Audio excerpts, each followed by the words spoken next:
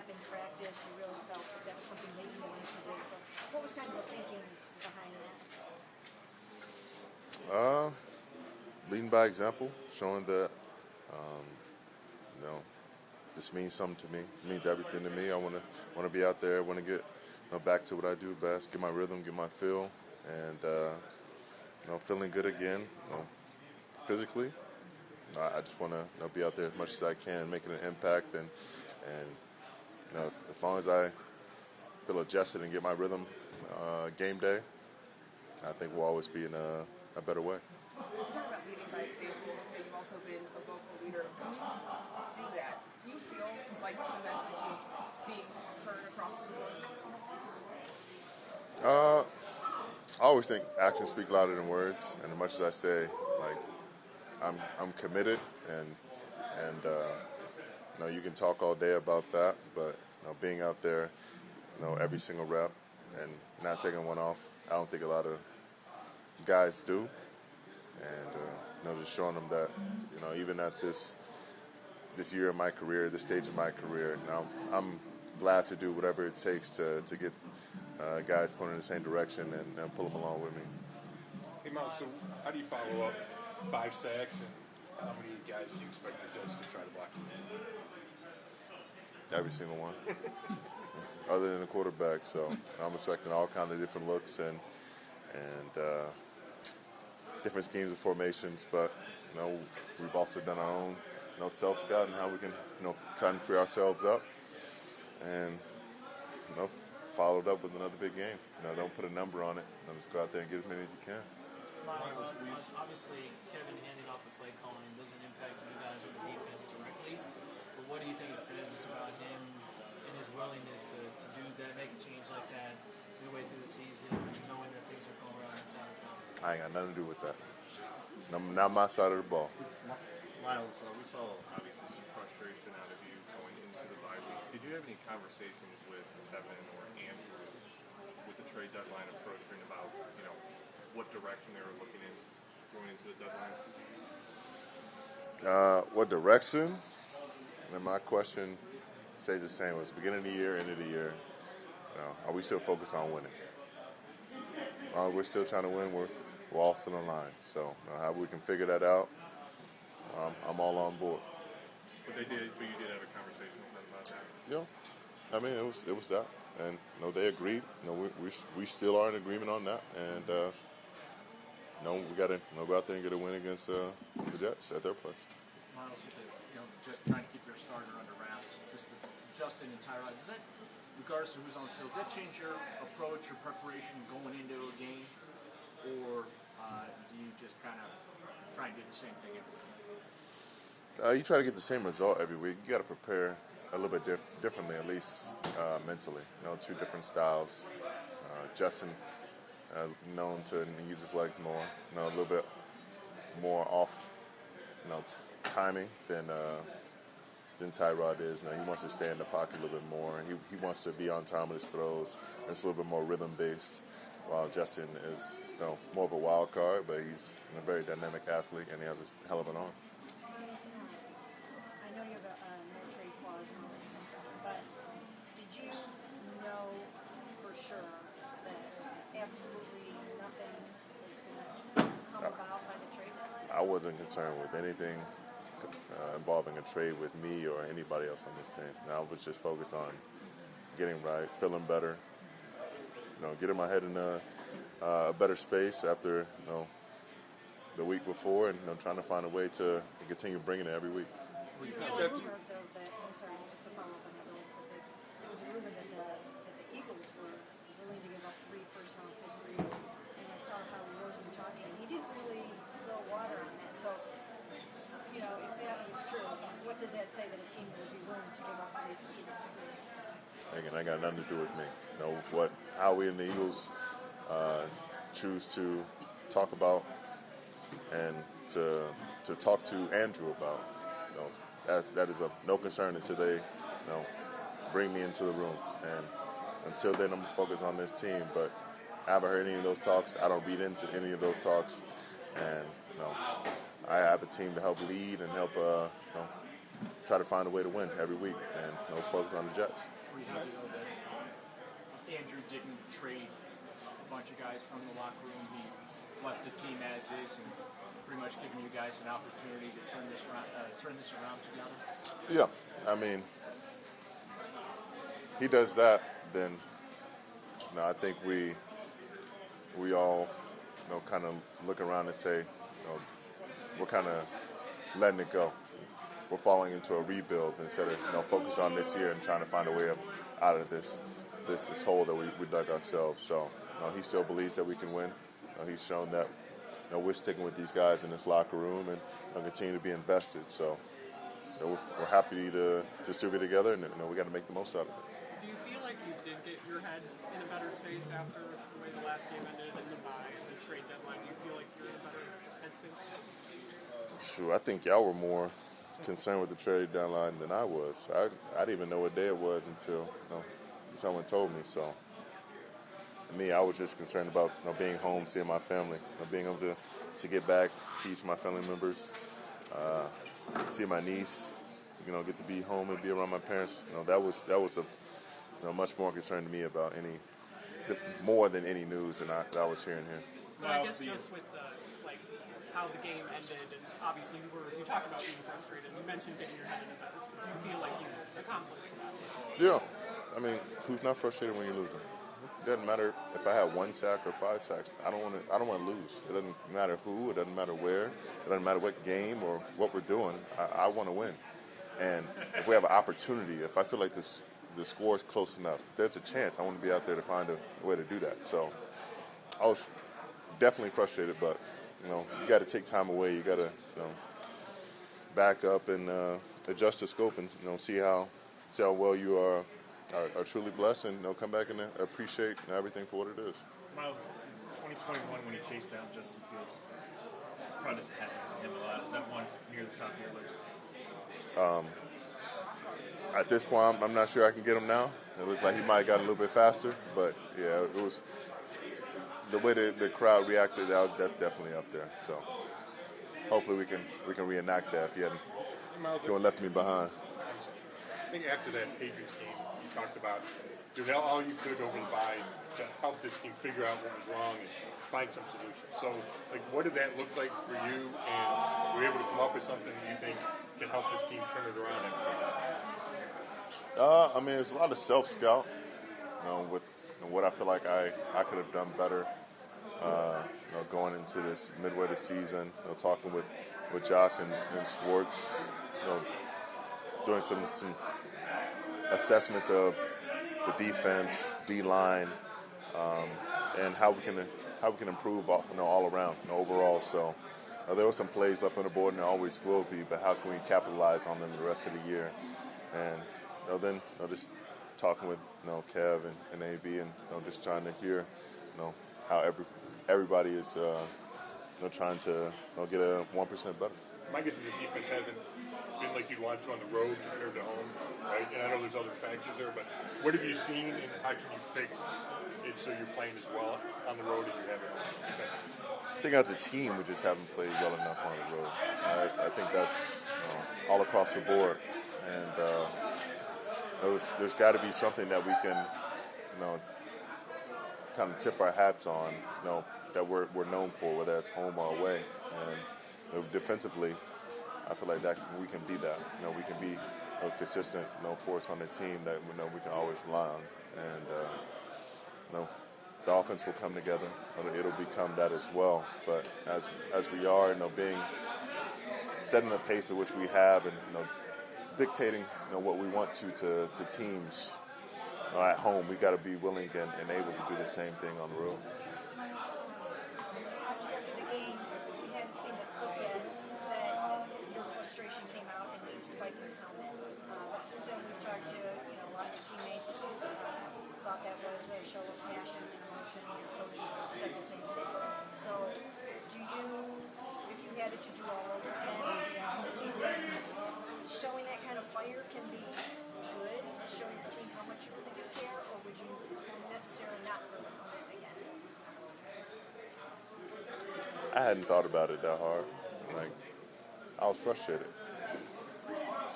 if they take something from it, it's that, yeah, I want to win. And sometimes, it spills over, and that's okay. Many a player, from some really great ones to the guys who aren't around as long, show their frustration in many different ways. So, as long as you show that you care and you back it up, be who you are. Good. Thanks so much. Thank you, Myles.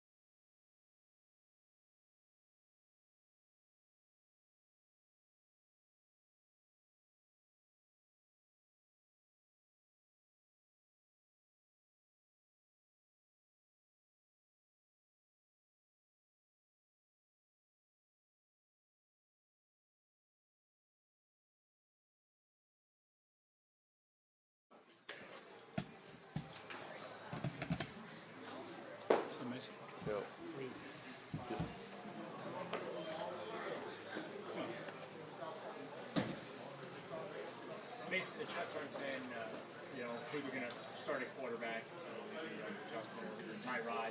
Does it make a difference to you as an interior defensive lineman? Not really for me, but maybe they might change their game plan a little bit. But whoever's out there, we just got to execute.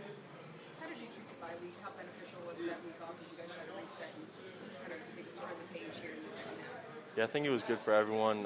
Just getting away, having some time for yourself, recover, and then come back, into the building with a new mindset.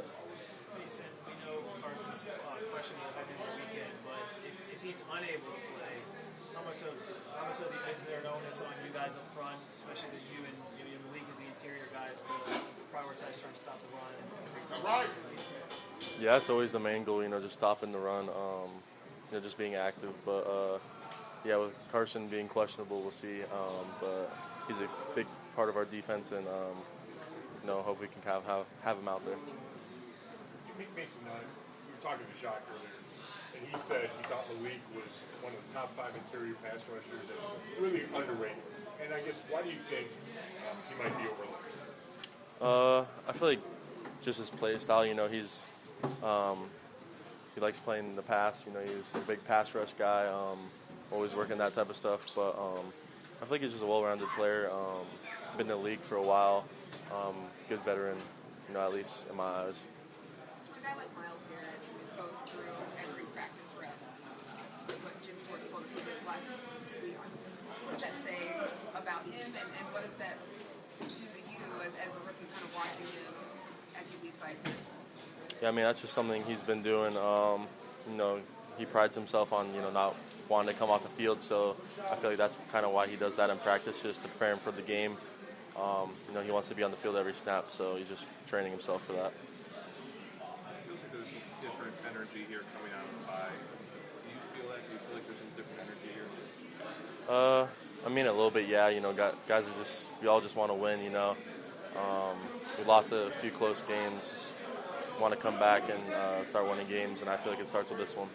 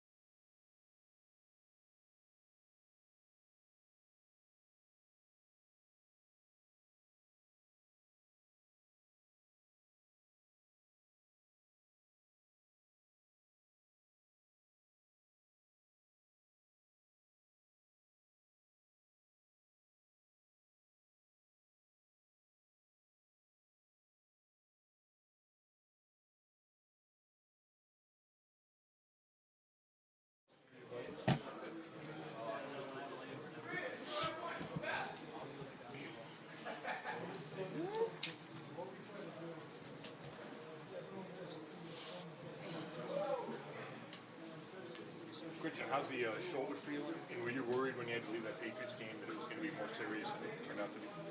Ultimately, I didn't know, but, it was feeling good now. So now I'm ready to go. How beneficial was the bye week to helping you feel better, and then also just trying to turn the page and have a strong second half of the season? I think the bye week helps the whole team as a whole because I feel like you get more time, like on your legs, to rest. And then also at the same time, in the film room, you get a chance to get an advantage to get better for your opponent of the next coming game. You guys played a bunch of games last year at Ohio State, obviously, but do you think there's such a thing as like a rookie wall when you get to the NFL? I think for certain people, I think I have an advantage because I got to play this amount of games in college. So I didn't have any problems last year when we got towards the end of the season.